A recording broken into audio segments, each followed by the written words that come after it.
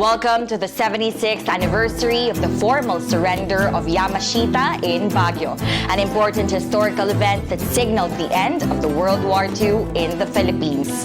To kick off, here is the PVAO Administrator Under Secretary Ernesto G. Carolina for his message.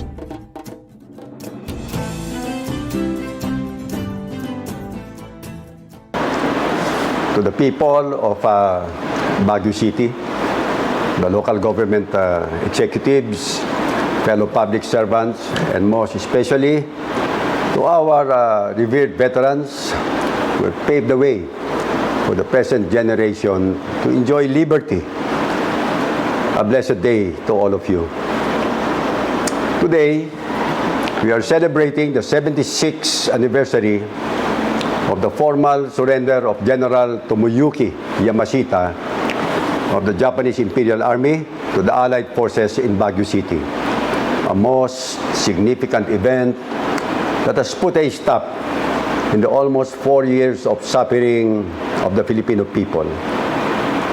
Contrary to what most of the written records in our history books say, the official surrender of the Tiger of Malaya did not happen until September 3, 1945.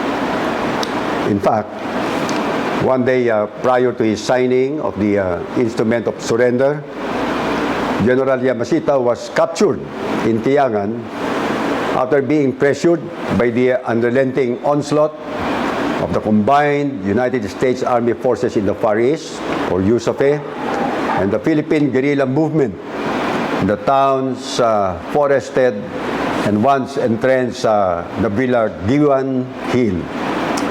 General Yamashita, together with Admiral Denshichi Okochi, was then flown to Baguio City.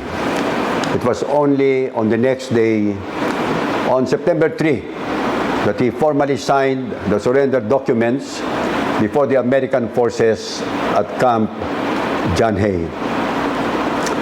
It was the most befitting place for the Japanese Imperial Army to accept defeat, as it was also in Baguio City where the first Japanese overt aerial raid occurred, hours after the bombing of Pearl Harbor in Hawaii on December 8, 1941, beaconing the dawn of World War II in the Philippines. This is among the many reasons why we continue to commemorate historical events despite the health crisis that confronts us. We believe that there is a need for our history to be taught correctly and be memorialized as how it had truly unfolded. We are pleased to share with you a positive development along this vein. The recent approval of the committee at the committee level in the House of Representatives of House Bill number 5791, or an act mandating the instruction of World War II in the Philippines in higher education institutions. The approval of this bill will not only educate our youth on the events of World War II, but it will also aid in the preservation of the stories of our heroism and patriotism of our veterans heroes. The stories of our forefathers' struggles and victories must be embedded in the impressionable minds of our children. By doing so, we begin to foster in the minds of our country's next generation of leaders and defenders the same values of valor and love for country exemplified by our veterans.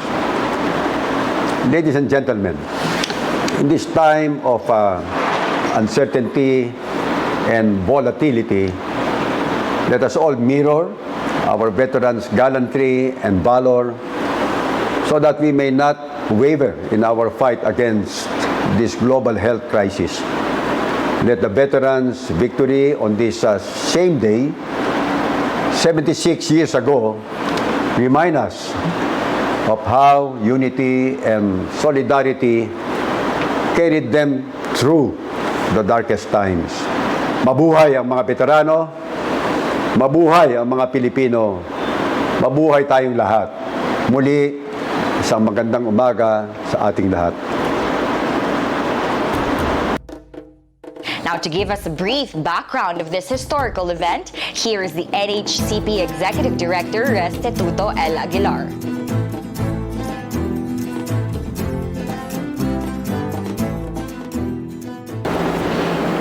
After General Tomoyuki Yamashita's surrender to the hands of the United States Army Forces in the Philippines, Northern Luzon, or USAF-NL, on September 2, 1945, the general was transferred to the custody of American soldiers, where he was escorted to the Bagabag airstrip in Nueva Vizcaya for a plane bound for Camp Spencer, Darigayos, La Union, where the headquarters of the USAF-NL was located. From there, they were transferred to Baguio by jeeps, where they would sign the instrument of surrender of the Japanese and Japanese-controlled armed forces in the Philippines. In addition to General Yamashita, also present and there to sign the instrument of surrender was Vice Admiral Denshichi Okochi, the highest commander of the Imperial Japanese Navy stationed in the Philippines. The instrument of surrender was formally signed on September 3, 1945 at Camp John Hay, Baguio City at around 12:10 p.m. Receiving the surrender for the Commander-in-Chief of the United States Army Forces Pacific was Major General Edmund Levy, the Deputy Commander of the unit. Other Allied officers present in the signing of the surrender included British Army Lieutenant General Arthur Ernest Percival, who surrendered to Yamashita in Singapore on February 15, 1942, Lieutenant General Jonathan Wainwright, as well as Colonel Russell Volkman, the commanding officer of the USAF-NL. After the signing of the instrument of surrender, more than 30,000 Japanese soldiers surrendered in batches to both the U.S. Liberation Forces and the Filipino guerrillas in the succeeding days. These Japanese prisoners of war were then transferred to different camps, with some of their higher-ranking officers who were initially interrogated by the guerrillas to gather information on the tactics and strategies employed by them in various tactical operations during the war, as well as determining culpability of Japanese officers and soldiers in war crimes committed against Filipino civilians, soldiers, and guerrillas.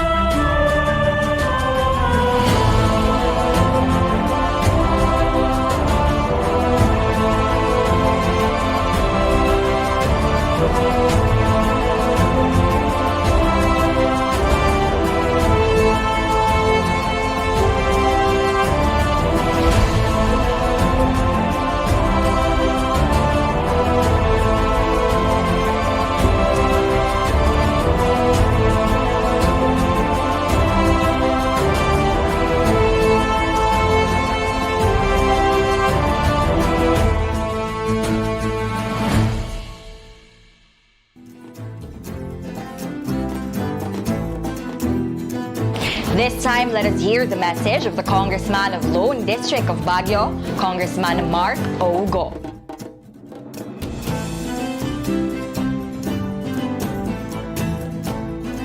Secretary Ernesto Carolina, other officials of the Philippine Veterans Affairs Office, veterans from the different armed conflicts we fought in, to the heirs of our World War II heroes, and to everyone joining us today.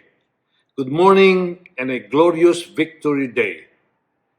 Every one of us here had to learn about the Second World War when we were still in school. I remember being taught about that infamous day of December 7, 1941, the bombing of the Pearl Harbor. Every year, we observe the Araw ng Kagitingan on April 9 to commemorate the bravery and valor of our heroes at the fall of Bataan. As young students, we were also taught that in less than a month after Bataan has fallen, so did Corridor on May 6, 1942. The last remaining bastion of the Philippine-American troops and the culmination of the Japanese campaign for the conquest of the Philippine Islands. My children learned these important dates in school, and I'm sure that these dates will remain stamped in the collective memory of our grandchildren and unto the next generations. And although I see the value in commemorating the sacrifices of our fallen brothers at the hands of the enemies on these dates, I believe that we too must remind our people that after the fall, we stood up, we marched forward, and we wrote history in our favor. We authored Republic Act 11216 to commemorate the surrender of General Tomoyuki Yamashita and the rest of the Japanese military forces on September 3, 1945 in Baguio City. We celebrate Victory Day in honor of the strength and courage displayed by the Filipinos who fought for the freedom we now enjoy, for ushering in a new era for the proud Filipino nation. This formal surrender by General Yamashita marked the end of the Second World War here in the Philippines. As historical records tell us, we did not attain our long-fought victory by just any single event. It was a long series of struggle, bravery, and heroism in many areas all over the country, which ultimately culminated with General Yamashita accepting defeat and formally signing the surrender documents at Camp John Hay, Baguio City on September 3, 1945. The goal behind the policy was to impress upon the collective memory of the Filipino people a complete picture of the history of the Second World War in the Philippines. A story that did not end in defeat at the fall of Bataan, but a story of the Filipinos who forged ahead until we claimed victory in Baguio. Today, we fight a different enemy, one that cannot be defeated with tanks and bullets, but with information, discipline, kindness, and solidarity. During this year and a half of the pandemic, many Filipinos lost their businesses, their jobs, their security, and even their loved ones. We grieve with each and every Filipino for all these losses. But even in the midst of all this, we must never lose hope. These are tough times, but history has already proven that together we can triumph and rise above any adversity. So with everyone doing their part, observing the health protocols, getting vaccinated, and reaching out to help one another, we can rebuild and look forward to brighter days ahead. Just as our veterans fought to regain our freedom, we too can press on and weather every storm, holding on to our faith and knowing that eventually the clouds will part and the light will shine. We are always deeply grateful for the bravery, strength, and selflessness our veterans have demonstrated during their time serving in the Second World War.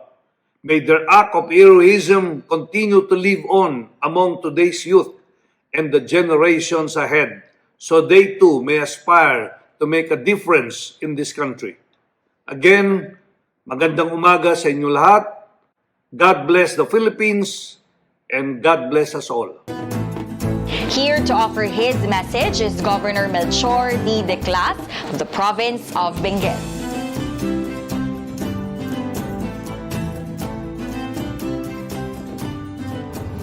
We join the commemoration of the 76th anniversary of the end of World War II in Baguio City as we honor the heroic act of our World War II veterans. Today we pay tribute to all surviving World War II veterans who continue to remind us of the fateful day on September 3, 1945, where General Tomoyuki Yamashita signed the instrument of surrender at the ambassador's residence in Camp Janhay, Baguio City in the presence of American and Filipino authorities.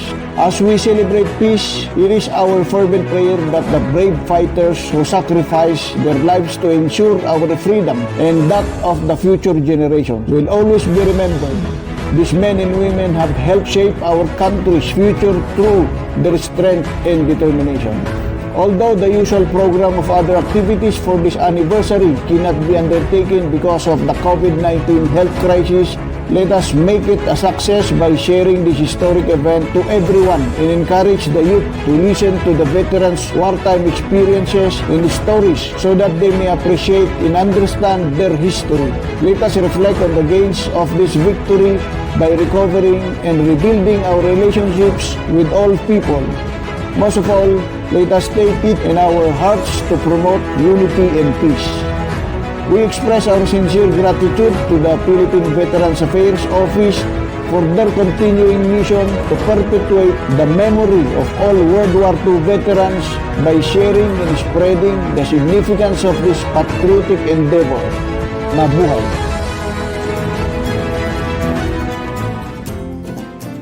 Lastly, let us hear the message of the President of the Veterans Federation of the Philippines, Dr. Cesar P. Pobre.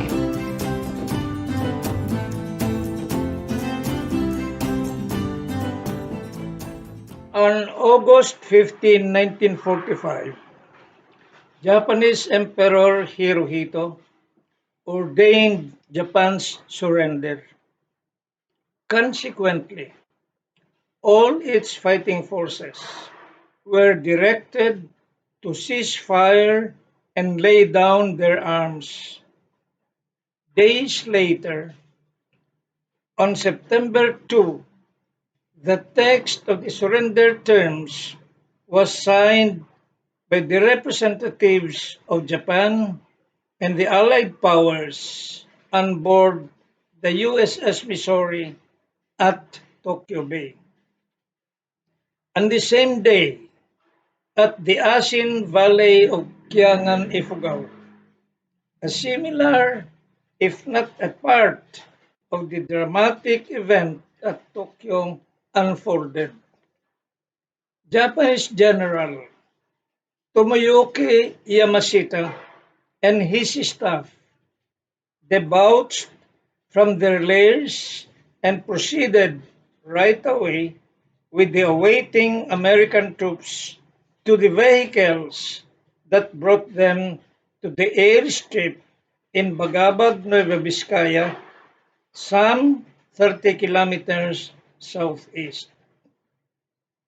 From Bagabag, they took a C-54 American plane to Darigayos, a barrio of the seaside town of Luna, La Union, where USAF-L main headquarters was located. Then, Yamashita and his retinue were driven to Baguio City by jeeps with American military police escorts.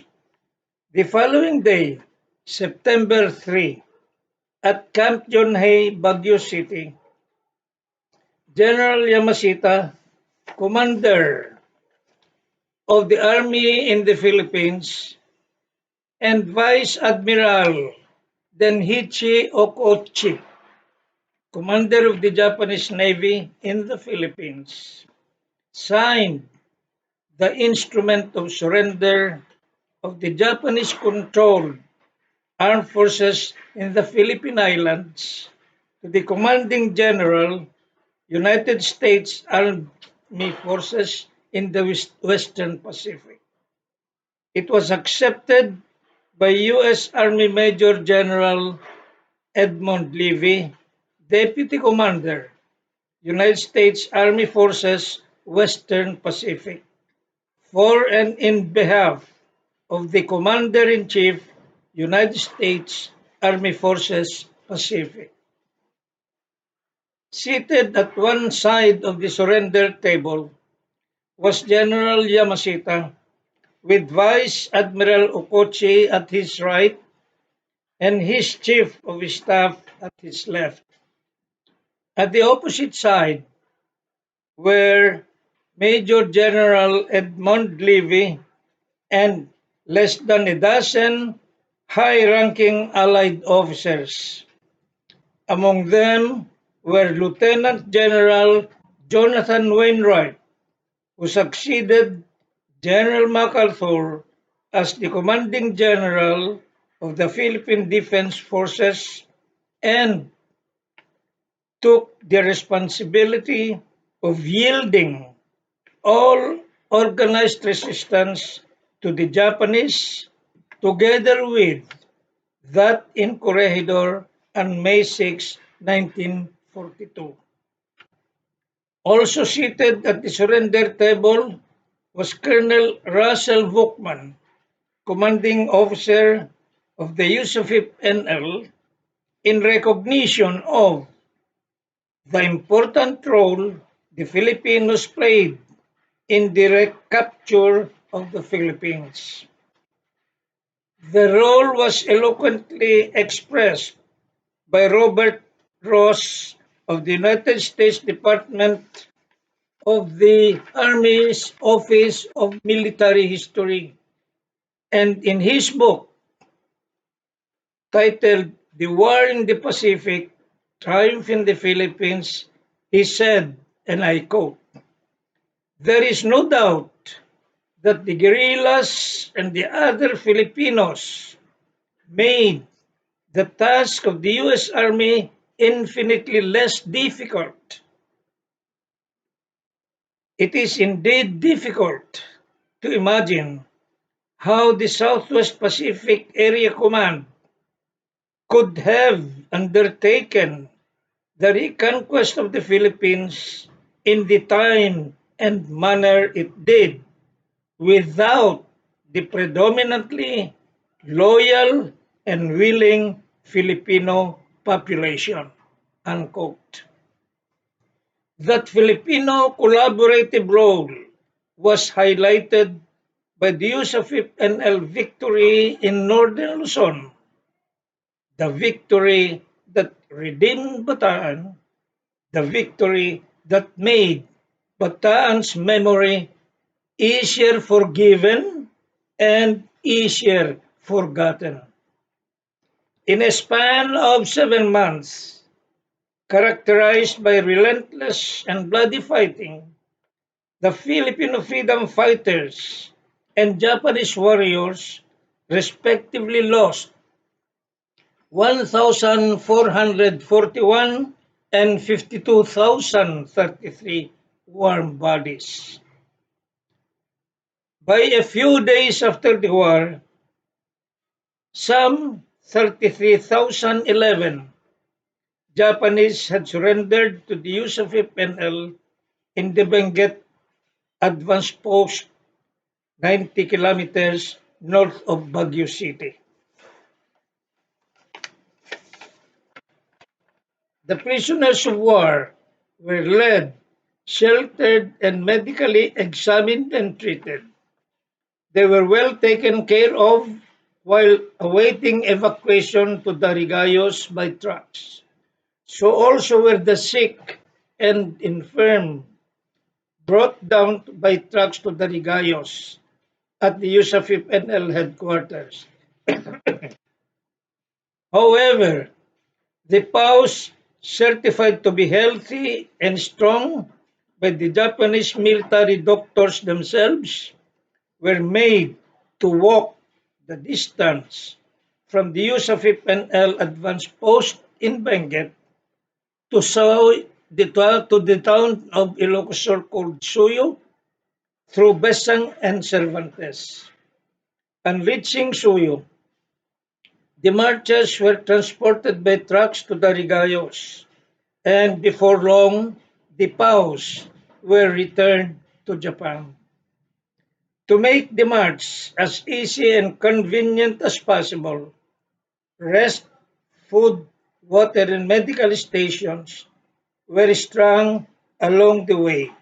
Security escorts were provided too. Excuse me. However, by making the PVAOs walk such a relatively long stretch of open ground, a very opportune moment was thereby created for the Filipino freedom fighters to exact revenge. A very tempting moment indeed for them to give the Japanese a dose of their own medicine. But the Filipinos stayed put and unmoved, allowing the chance to slip away. Excuse me. They did not act to quench their thirst for revenge. They did not act to extract requital of the Bataan Death March. And maybe they were just too happy enough that the war had come to an end.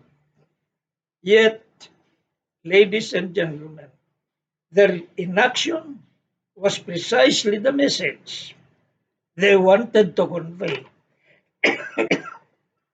which is for the world to know that the Filipinos won as considerate victors, and that victory in war is not and should not be the triumph of pride, but the triumph of humility and the triumph of magnanimity. Thank you. That ends our virtual commemoration for the 76th anniversary of the formal surrender of the Japanese Imperial Forces in Baguio. Thank you very much for joining us. I am Felice Lois Lania. Stay safe, everyone.